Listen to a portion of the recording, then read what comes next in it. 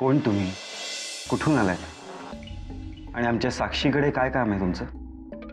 आता काय सांगणार, आयुष्यभर प्रामाणिकपणे जगलो, कधी कुणाचे उपकार घेतले नाही, कधी कुणाची उधारी घेतली नाही.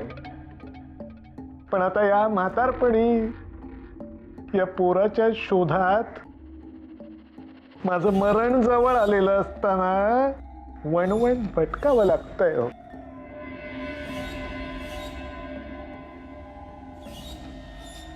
तसा मी मरणाला घाबरतो. म्हणजे या पोराला शोधण्याची जबाबदारी खांद्यावर असताना मरणाला घाबरतोय. कुठल्या जबाबदारीबद्दल म्हणताय तुम्ही? कोण हा मुलगा?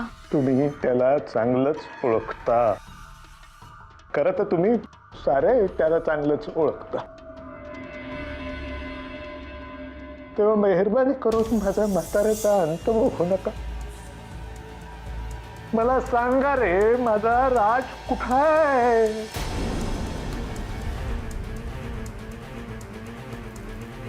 राज? हे पहा, आम्ही कुठल्याही राजला ओळखत नाही आणि त्याच्याबद्दल आम्हाला काहीही माहिती नाहीये. एक मिनिट काका, तुम्ही राजला भेटायला आलात, पण तुम्ही राजचे कोण आहात? आणि तुम्ही स्वतःबद्दल अजून काहीही सांगितलेलं नाहीये. मी हेरंब उपासनी, राजच्या गावातला पोस्टमन. राजशी तुमची चांगली ओळख होती. तो इथंच शेवटी तुमच्या आजूबाजूला राहायला होता हे मला माहिती होतं. म्हणून मी त्याला शोधत इथं आलो. माझ्या म्हाताऱ्यावर दया करा, माझ्या म्हाताऱ्यावर दया करा. मला कृपा करून राज कुठं आहे ते सांगा. माझ्यावर खूप उपकार होतील हो तुमचे. मला वाटतं आम्हाला जे माहिती ते आम्ही तुम्हाला सांगितलंय. तुम्ही राजबद्दल बोलायला का तयार नाही आहात हे मला समजतंय. हे तुम्हाला माहिती आहे ना, मग तरीही तुम्ही साक्षीला शोधत इथपर्यंत आलात का? कारण तुम्ही मला निराश करणार नाही याची मला खात्री होती बाळा. पण राजकडे तुमचं असं काय महत्वाचं काम आहे? साक्षी, तू उगाच चौकशा करून विषय काय वाढवतेस? आपण कुणीही राजला ओळखत नाही आणि त्याच्याबद्दल आपल्याला काहीही माहिती नाहीये. असं जग बोललं तरी तू असं बोलणार नाहीयेस साक्षी, माझी खात्री आहे. म्हणून तर या म्हातारपणात वणवण करत पडत इथं तुझ्यापर्यंत पोहोचून ठेवली. हे पुरी माझं ऐक, माझ्या म्हाताऱ्यावर दया कर. मला सांग तुझा राज आणि माझा विवेक बिडकर कुठाय तो?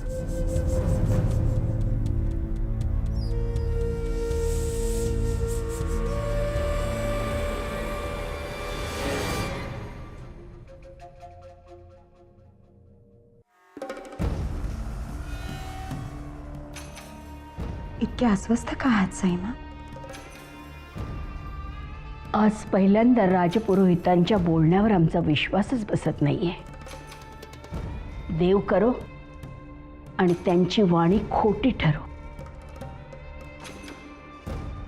तुमचं बोलणं मला कळत नाहीये साईमा.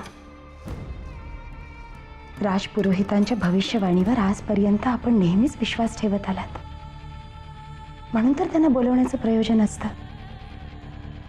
आणि आता तर त्यांनी सांगितलंय ना की पुढचा भविष्यकाळ फार सुखाचा आहे, सगळं काही सुखकर होणार आहे. मग तुमचं मन इतकं साशंक काय? नाही, आम्ही जिवंत असेपर्यंत रागिणी नीलराजांच्या आयुष्यात येऊ शकणार नाही. किंबहुना आम्ही ते होऊ देणार नाही. साईमा, लहान तोंडी मोठा घास घेतोय म्हणून आधीच माफी मागतो आपली. नका पुन्हा नील भाऊजींचं आयुष्य जगायला जाऊ. जगू द्या त्यांना त्यांचं आयुष्य सुखाने. मनावर नको नको ती ओझी घेऊन आपण उगीच जगत असतो साईमा. पण अहंकाराचं ओझं थोडा वेळ उतरवून ठेवलंत ना, तर तुमचं तुम्हाला जाणवेल आयुष्य किती सुखाचं आहे ते. नील भाऊजींच्या सुखात सुख मानू शकाल तुम्ही साईमा.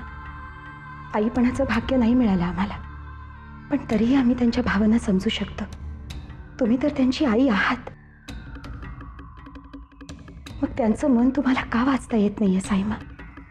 आणि जे विधी लिखित आहे, जे आपल्याला कधीही बदलता येणार नाही हे माहिती आहे, ते बदलण्याचा अट्टाहास करून तुम्ही स्वतःला त्रास का करून घेताय साईमा? येतो आम्ही.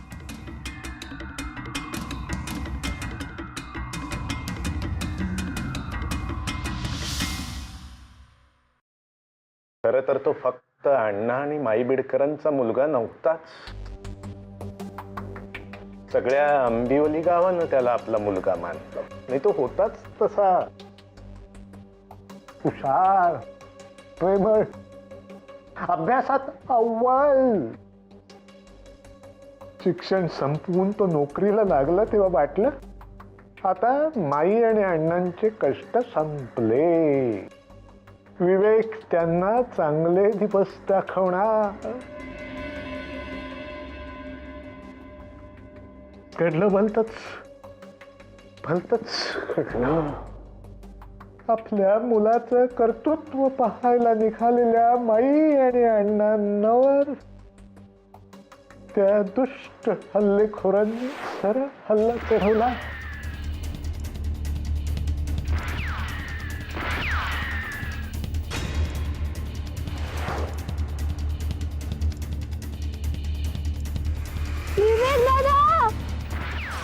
छोट्या कुमुदलाही त्यांनी सोडलं नाही का? आपल्या आई वडिलांना आणि बहिणीला आलेलं हे अशा तऱ्हेचं मरण साक्षी नाही बघवलं विवेकला. नाही बघव. पेटला तो सुडानं आणि इथेच मार्ग बदलले. सुडानं पेटलेला विवेक शेवटी या मार्गावर येऊन पोहोचला. हेरम काका, राज अजूनही योग्य मार्गावर येईल असं तुम्हाला वाटतं ना? मलाच नव्हे पुरी, आंबिवलीतल्या प्रत्येक माणसाला असं वाटतंय. तर सगळे ओळखून आहेत राजला. असा तसा वाया गेलेला मुलगा नाहीये तो. मला त्याला एकदा भेटू दे. माझी खात्री आहे मी त्याला सरळ मार्गावर आणून सोडी.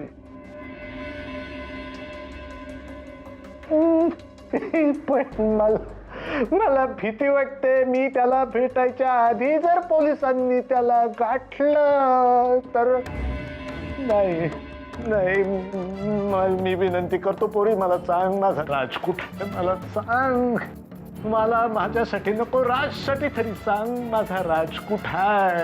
हे बघा, तो अतिरेकी कुठे आम्हाला काही माहिती नाहीये. माझा विवेक अतिरेकी नाहीये.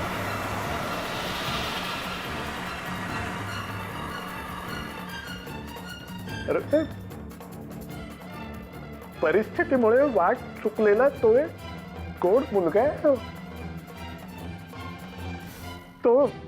तो जर अतिरेकी असता तर त्याच्या नावावर जमा झालेली ही रक्कम त्याच्यापर्यंत पोहोचवण्यासाठी मी म्हातारपणात एवढी धडपड केली असती का? साक्षी बेटा, हे बघ.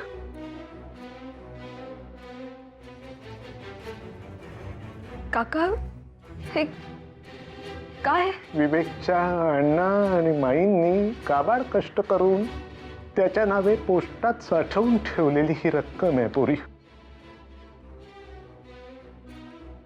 ची मुदत संपल्यानंतर ती रक्कम त्याला देता यावी म्हणून इथपर्यंत आलो होतो ग. साक्षी, इथून पुढे विवेकला भेटण्यासाठी मी कुठं जाऊ ते मला कृपा करून सांग. शोधून शोधून दमलो ग पोरी मी त्याला. काका, राज कुठे ते मला सुद्धा माहित नाहीये. 「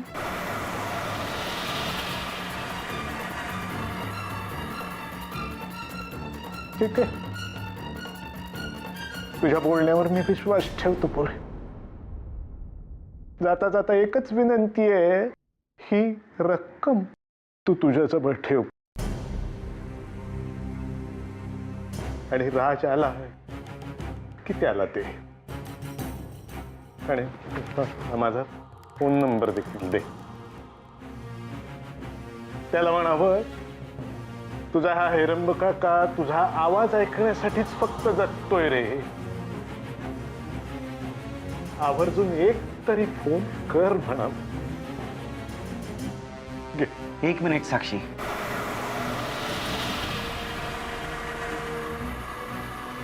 तू हे पैसे घ्यायची काही गरज. काका 1 मिनिट.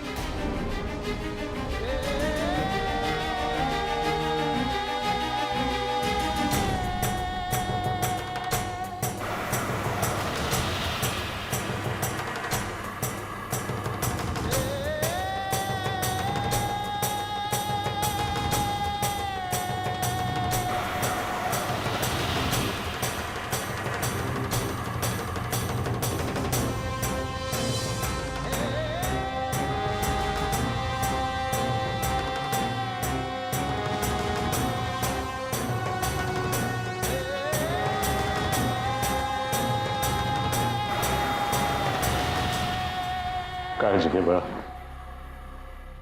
हेरम काका,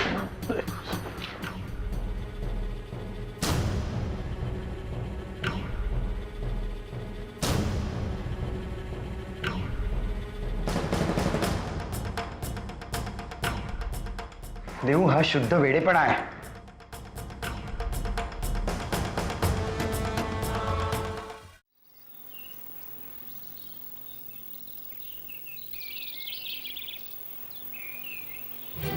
बस बस, जाईन मी आता. येतो. काका काय करताय तुम्ही?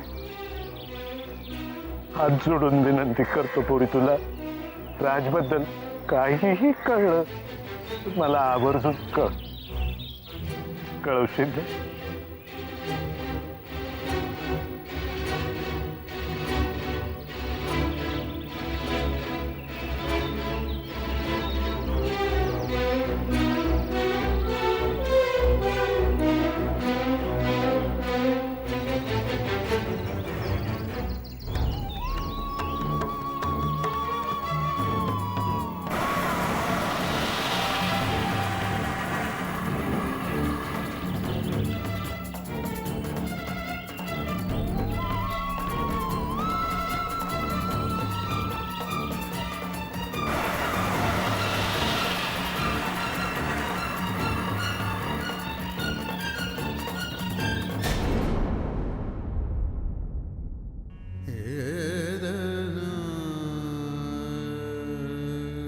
वाचन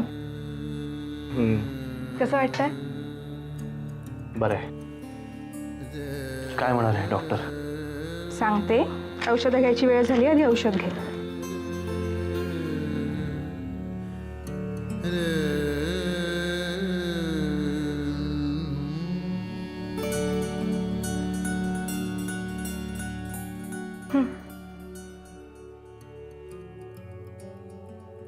डॉक्टर म्हणाले काळजी करण्यासारखं काहीच नाहीये.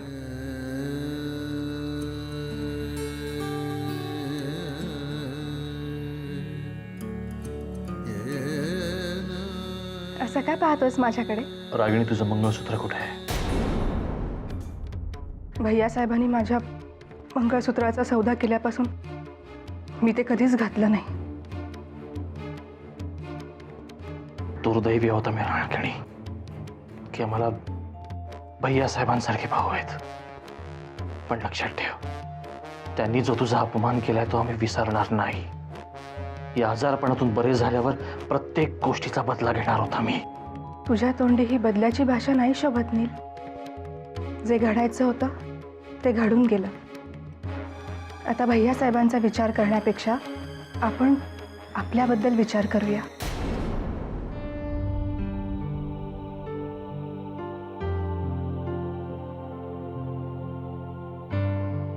मी ठरवलं होतं आपण जेव्हा केव्हा भेटू तेव्हा हे मंगळसूत्र मी पुन्हा एकदा तुझ्या हातून घालेन म्हणून आत्तापर्यंत जपून ठेवलं होतं.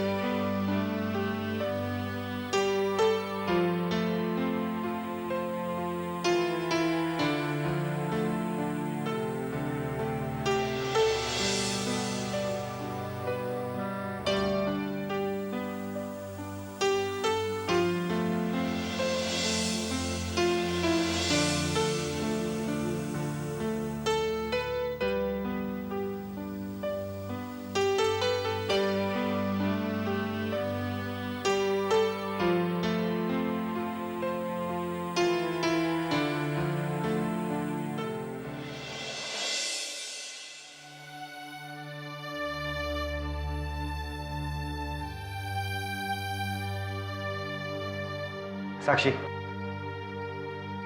तू हे पैसे का घेतलेस? मग मी काय करायला हवं होतं? साक्षी, तुला सगळं कळून सुद्धा तू न कळल्यासारखं दाखवतेस का? हा कोण कुठला हेरम उपासनी येतो, राजबद्दल चौकशी करतो, पैसे देऊन जातो, हे काय आहे सगळं? काका, हेरम काका मला खूप जेन्युइन वाटले. त्यांनी ज्या लोकांचा उल्लेख केला आणि ज्या घटनांबद्दल ते बोलले त्याबद्दल राजने मला या आधीच सांगितलं होतं.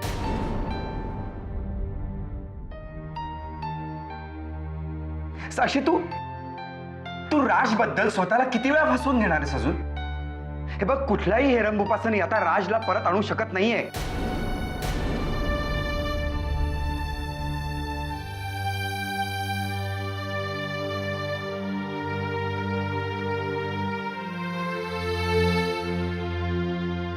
साक्षी, काका जे काही बोलला ते अगदी प्रॅक्टिकल होतं. या सगळ्यातून तू लवकरात लवकर बाहेर पडावंस असं आम्हाला सगळ्यांनाच वाटतं आणि तेच तुझ्यासाठी चांगलं आहे आणि आमच्यासाठी.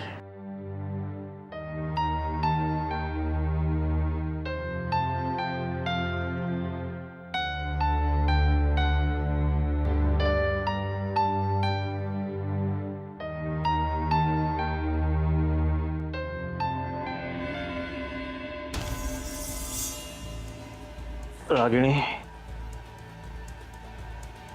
रागिणी, पाणी हवंय थोडं. रागिणी, रागिणी, रागिणी, रागिणी. काय झालं? नाही, थोडं पाणी हवं होतं.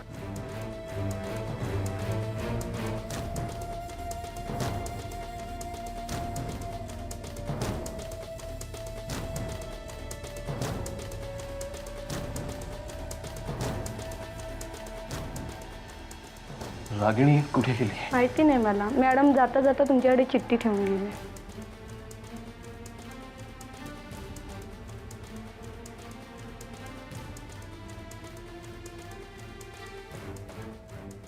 प्रिय नील,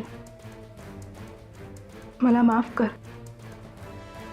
मला तुला सोडून जावं लागतं कारण आपण एकत्र आल्याचं भैयासाहेबांना समजलंय.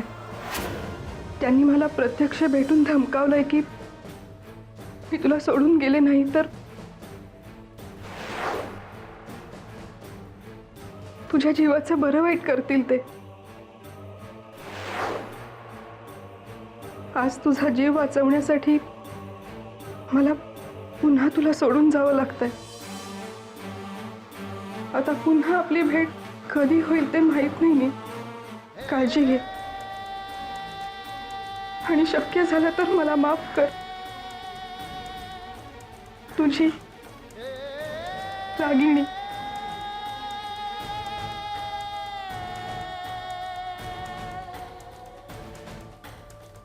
रागिणी, रागिणी.